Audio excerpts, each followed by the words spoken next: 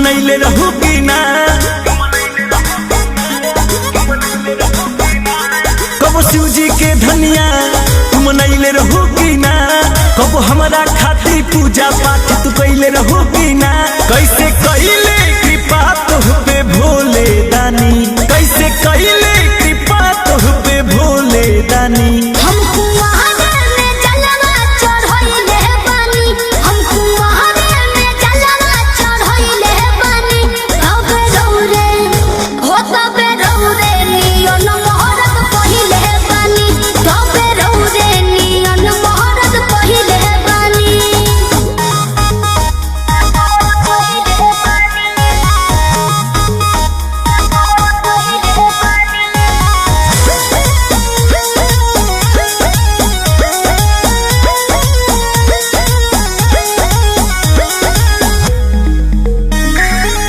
कांवर मंगहिनी देवघर में गहिनी नैहर से कहनी जल ढारिनु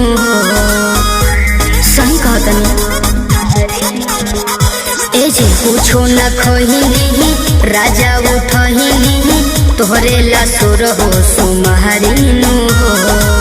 काहे के इतना तू ताप कैलू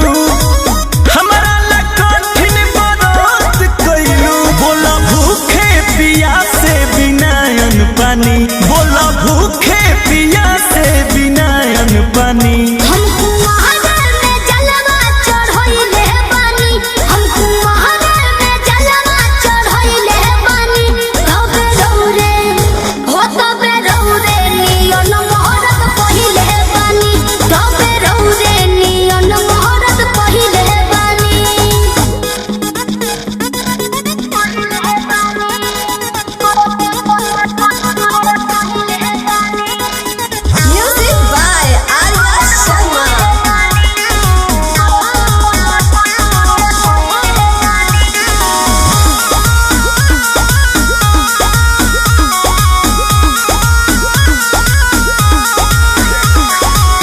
लहनिया रजिया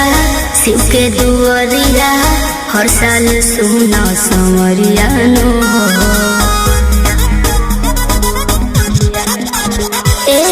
कोई गोहरिया आठों पहरिया तबे तो फेर नजरिया नो